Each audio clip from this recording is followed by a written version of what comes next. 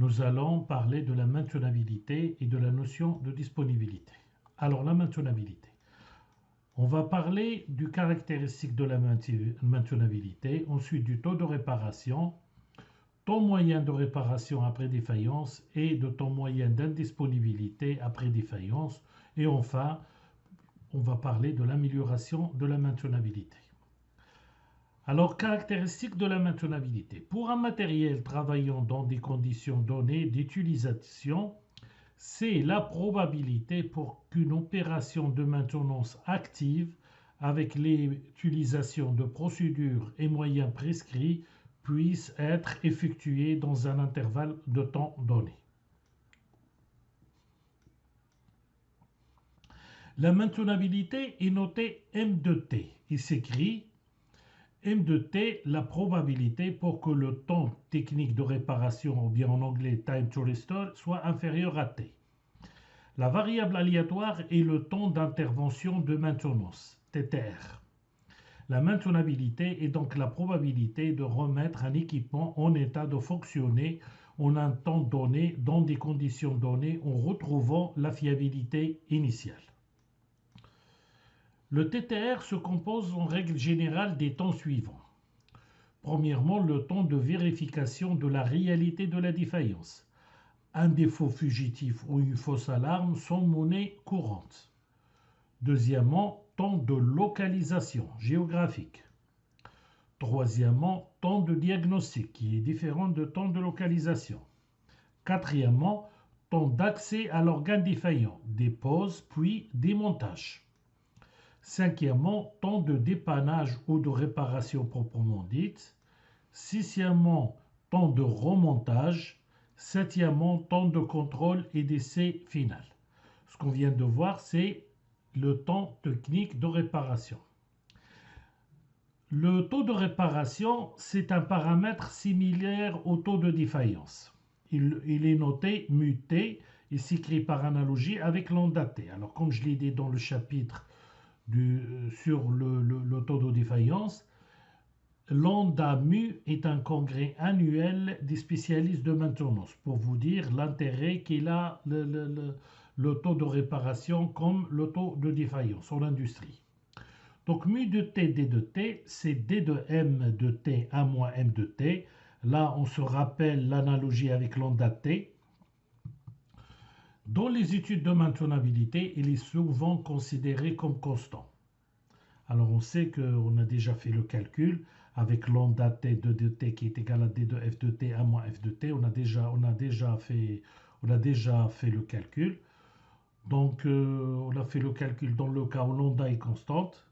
Donc la densité de probabilité de temps de réparation se note G de t et s'écrit G de t, D de M de t, D de t. Donc dans ces conditions, nous pouvons écrire que mu de t 1 moins m de t est égal à d de m de t, d de t. Cette équation différentielle de première admet pour solution m de t est égal à 1 moins exponentielle moins mu de t. Donc, on a pratiquement fait le même calcul dans la partie fiabilité. La distribution de temps avant remise en service suit donc une loi exponentielle. Donc, dans le cas de la maintenabilité, la distribution des temps avant remise en service suit donc une loi exponentielle. On a déjà fait le calcul pour le MDVF, donc le MTTR est égal à 1 sur mu. TTR est égal à moins l'infini plus l'infini, T qui est une variable aléatoire, densité de probabilité, etc. Donc MTTR est égal à 1 sur mu, comme c'est le même calcul qu'on a fait en fiabilité. Un exemple, une pompe industrielle a fonctionné 10 000 heures pendant lesquelles on a relevé 7 points de durée, 4 heures, 2,5 heures, 6 heures, 12 heures, 1,5 heures, 36 heures et 3,5 heures. Son MTTR est donc 4 plus 2,5 plus 6 divisé par 7, donc c'est 9,357 heures, d'où un taux de maintenabilité 1 sur MTTR qui est égal à 1 sur 9,357, c'est 0,11 pannes par heure. Le TTR n'y se vend qu'une partie du downtime, en particulier lors d'une intervention corrective. Il constitue le temps actif de maintenance, ou bien le temps normalisé, et on va détailler ça dans le chapitre méthode. En fait, il peut exister un temps plus ou moins long avant que la défaillance ne soit découverte. Après intervention, il y a fatalement un temps de remise en condition de l'équipement, essai de production, réglage, etc. Alors voilà le downtime. Donc on a le temps technique de réparation qui est le temps normalisé de l'intervention de maintenance. Mais avant ce temps-là, il y a un temps de non-détection de la défaillance. Il y a un temps d'appel de la maintenance qui va dépendre du management de la maintenance. Est-ce qu'il est bien géré ou pas? Ensuite, il y a les temps annexes, administratifs, techniques pour remplir des dossiers, etc. Et enfin, un temps de remise en condition qui n'a rien à voir avec la maintenance, mais qui dépend de la production. Donc, il est évident que si l'intervention est programmée, les temps de non-détection et d'appel maintenance n'existent pas. L'amélioration de la maintenabilité passe la diminution des temps précédents. Le temps de vérification de la réalité de la défaillance et de localisation, le temps de diagnostic, le temps de réparation puis le temps de contrôle et d'essai. Donc voilà, donc pour améliorer la vérification et localisation, il y a les améliorations possibles. C'est les voyants, les capteurs intégrés à la conception, les appareils de mesure. Pour le diagnostic, il nous faut de la documentation, le repérage et accessibilité, facilité, diagramme cause-effet, les arbres de diagnostic, etc. Réparation, accessibilité meilleure, facilité de démontage. Donc il y a la méthode SMED que j'ai déjà expliqué, on a déjà préparé une petite capsule vidéo sur cette méthode-là, etc., etc. Enfin, par exemple, ce qui concerne la gestion, les améliorations possibles, c'est les équipements homogènes aux standards, personnel bien formé, outillage spécialisé. En ce qui concerne les fournisseurs, on doit avoir des fournisseurs qui ont une très bonne qualité service après-vente. L'existence de stock de pièces de rechange. Et également, ils ont une stabilité de fabrication, parce qu'on risque de tomber dans le cas où on ne fabrique plus les pièces de rechange ou bien ce genre de machine. Maintenant, on va parler de la disponibilité. Alors, la disponibilité, définition. Ensuite, les temps en maintenance, la disponibilité théorique, disponibilité opérationnelle, autre disponibilité. Et on va enfin voir comment on améliore la disponibilité. Définition. Alors, la disponibilité d'un matériel est la probabilité d'un bon fonctionnement de celui-ci à l'instant T. Cette aptitude est fonction d'une combinaison de la fiabilité, diminution des temps d'arrêt et diminution des arrêts du nombre et de la maintenabilité qui est réduction des temps pour résoudre ces arrêts et de soutien logistique en maintenance apporté à ce matériel. La disponibilité est notée A2T parce qu'en anglais c'est availability ou bien D2T comme D de disponibilité. On distinguera les disponibilités théoriques, instantanées et asymptotiques, modélisées par des lois de probabilité, en particulier les chaînes de Markov.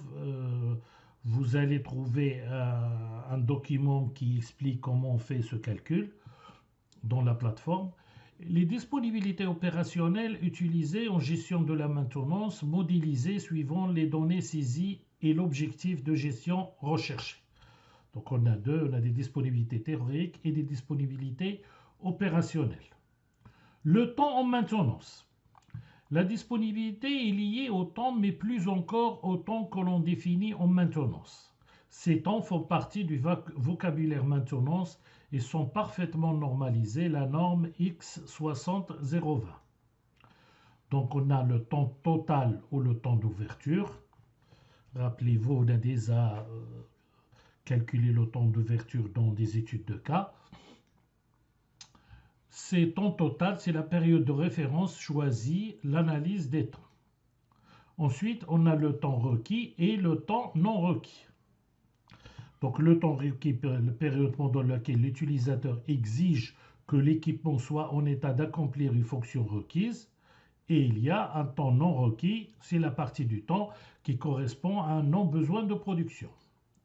Ensuite, dans le temps requis, on a un temps effectif de disponibilité, qui est une partie du temps requis pendant lequel le bien est apte à accomplir une fonction requise, la fourniture des moyens extérieurs étant assurée, et nous avons également un temps effectif d'indisponibilité, qui est une partie du temps requis pendant laquelle le bien est inapte à accomplir une fonction requise pour une cause inhérente au bien externe à celui-ci.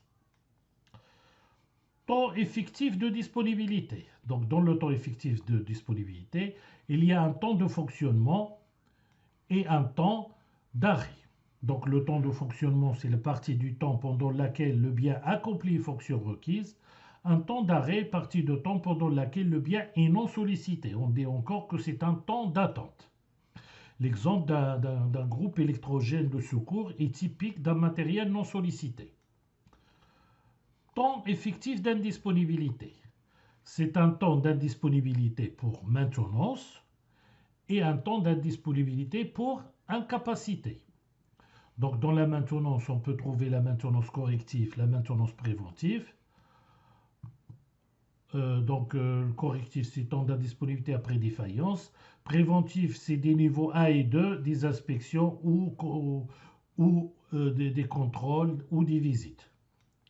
Nous avons dans ce qui concerne les temps d'indisponibilité par incapacité, les temps d'incapacité par contrainte d'exploitant, temps liés aux contraintes de production, changement d'outils programmés, changement de fabrication, contrôle de produits fabriqués, et des temps qui sont dus à des causes externes, manque d'énergie, manque de main-d'œuvre, par exemple des grèves, etc., manque de pièces ou saturation en pièces, non-conformité de pièces en amont.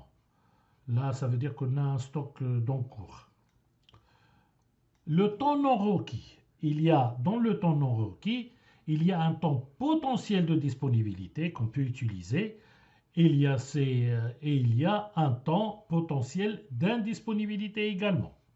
Donc le temps potentiel d'indisponibilité, c'est une partie du temps correspondant à un non-besoin de production, cette période permettant en particulier de ne pas créer de stock inutile. Le temps potentiel d'indisponibilité, c'est une partie du temps attribué à des travaux lourds de maintenance, les niveaux 4 et 5, et souvent réalisés pendant les périodes de fermeture de l'entreprise. On a une capsule vidéo qui explique les niveaux de maintenance. Donc voilà, on a T1, c'est le temps de disponibilité, T2, temps de disponibilité, T3, temps total. Donc, comme on a dit tout à l'heure, dans le temps d'indisponibilité, il y a une partie de maintenance corrective. Donc, on peut la subdiviser comme on a fait tout à l'heure. Donc, il y a le TTR qu'on connaît, c'est le temps technique de réparation, ou bien le temps de restore, c'est-à-dire le temps qui est normalement dans la norme. Mais avant ce temps-là, on a un temps de non-détection, appel maintenance, approvisionnement, outillage en pièces de rechange, outillage et pièces de rechange. Ensuite, enfin, on a remise en condition. Donc, c'est ce qu'on a vu tout à l'heure dans le downtime. Enfin, on a la maintenance préventive et les contraintes des exploitants. Ça, on appelle ça le T4. On va appeler ça T4. Donc, on a T1, T2, T3 et T4. Et là, c'est le T5. Donc, la disponibilité théorique, c'est la disponibilité instantanée. C'est la probabilité pour qu'un matériel soit en état d'accomplir une fonction requise dans des conditions données à un instant donné. en supposant que la fourniture des moyens extérieurs nécessaires soit assurée. Selon les lois de survie, le loi suivies par les MTBF et les MTTR, D de T s'exprime par des fonctions plus ou moins complexes de lambda T et de mu T. Si lambda est mu constante, on obtient D de T est égal mu sur mu plus lambda sur lambda plus mu exponentielle moins lambda plus mu fois T. Donc, comme je l'ai dit tout à l'heure, c'est en utilisant les chaînes de Markov. D'ailleurs, vous avez un document qui vous explique comment on fait.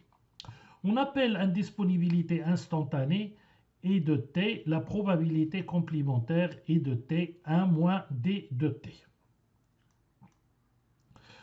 Disponibilité asymptotique est encore appelée disponibilité intrinsèque. C'est la limite lorsqu'il existe de la disponibilité instantanée lorsqu'on fait tendre le temps vers l'infini. Donc voilà, cette partie-là, elle va tendre vers 0. Donc, parce que rapidement, il tend vers 0, parce que le temps, on va dire le temps tend vers l'infini. Donc, on appelle cette partie-là la disponibilité asymptotique. Or, comme on sait que lambda est égal à 1 sur MTBF et mu 1 sur MTTR, on va trouver disponibilité asymptotique est égale à MTBF sur MTBF plus MTTR. Par rapport au temps exprimé précédemment, on peut encore exprimer la disponibilité asymptotique sous la forme dA est égal à T1 sur T1 plus T4. La disponibilité asymptotique est donc celle fournie par le constructeur d'un équipement. Donc c'est la raison pour laquelle on l'appelle disponibilité théorique, c'est-à-dire il ne dépend pas de l'environnement dans lequel il va travailler la machine. Il est théorique, il est fonction de la maintenabilité et de la fiabilité, comme on a vu de MTTR et de MTBF. Ceci ne peut pas en effet prendre en compte les causes extérieures d'indisponibilité et les carences du service maintenance. Il est évalué en prenant en compte les paramètres la disponibilité opérationnelle. La disponibilité opérationnelle. Il est évalué en prenant en compte les paramètres temps moyen de disponibilité et temps moyen d'indisponibilité. C'est la moyenne des uptime et la moyenne des downtime. Donc, disponibilité opérationnelle, c'est la moyenne des uptime et sur la moyenne des uptime plus la moyenne des downtime qui est égale à la moyenne du uptime sur le MTBF. Alors, la disponibilité opérationnelle, elle dépend de la gestion de la maintenance, comment notre maintenance il est organisée. Il est différent de la disponibilité théorique. Théorique, c'est quelque chose d'intrinsèque de la machine. Disponibilité opérationnelle, c'est-à-dire la machine dans son environnement. Est-ce qu'on a une bonne gestion de la maintenance? Est-ce que si on fait appel à la maintenance, on va avoir la réponse rapidement? Est-ce qu'on a par exemple notre magasin de pièces de rechange bien organisé? Est-ce qu'on a bien appliqué les 5S, etc., etc., etc. Tout ça, ça rentre dans la disponibilité opérationnelle. Cette disponibilité est un paramètre utilisateur. Elle pondère les caractéristiques intrinsèques à la conception. Ça, c'est la disponibilité intrinsèque. Elle prend en compte, par contre, opérationnelle, elle prend en compte l'organisation client, qualité de la maintenance, qualité du soutien logistique, qualité de l'utilisation du système, etc. En utilisant les temps définis précédemment, on obtient DO opérationnel est égal à T1 sur T1 plus T2. C'est le temps de disponibilité sur le temps requis. Il y a d'autres disponibilités. Il y a la disponibilité de point de vue maintenance. Il mesure l'aspect disponibilité lié au problème de carence du service maintenance. Donc c'est DM est égal à T3 moins T5 sur T3. C'est le temps requis moins la somme des temps d'arrêt pour maintenance sur le temps de requis. Là, on s'intéresse qu'à la disponibilité de point de vue maintenance. Il y a la disponibilité globale, il caractérise le temps global d'utilisation de l'équipement. Disponibilité globale, c'est le temps de disponibilité sur le temps total. Donc, de densité globale, c'est le MTBF, plus le MD downtime. Améliorer l'organisation du service de production. Pour améliorer la disponibilité opérationnelle, il faut qu'on améliore l'organisation du service de production, la gestion de la production, la qualité, la gestion du personnel, résoudre les problèmes externes, les coupures d'énergie, les grèves, etc. Améliorer l'organisation, deuxièmement, améliorer l'organisation de service maintenance, revoir la politique de maintenance, choix de la maintenance corrective ou de la maintenance préventive, préparation du travail, ordonnancement, temps logistique, gestion du personnel, outillage de ressources, etc. Améliorer les caractéristiques intrinsèques du matériel.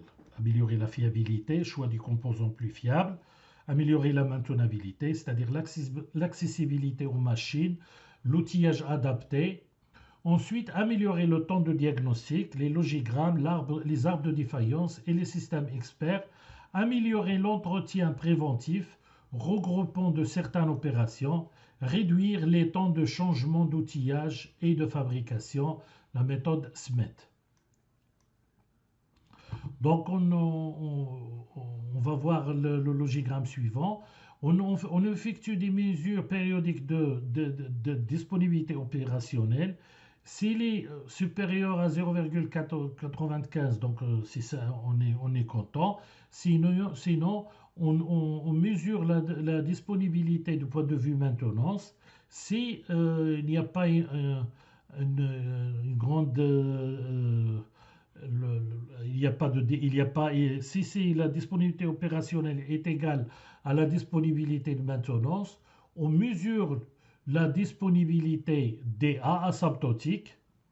Donc, si on a un problème dans la disponibilité asymptotique, dans ce cas-là, on doit améliorer les caractéristiques intrinsèques du matériel. Ça veut dire que notre matériel est fragile ou qu'on a un problème de maintenabilité. Dans ce cas-là, dans le cas où on a D1 est différent de DM, donc améliorer l'organisation de la maintenance. Et là, dans ce cas-là, c'est améliorer l'organisation de la production. Merci de votre attention.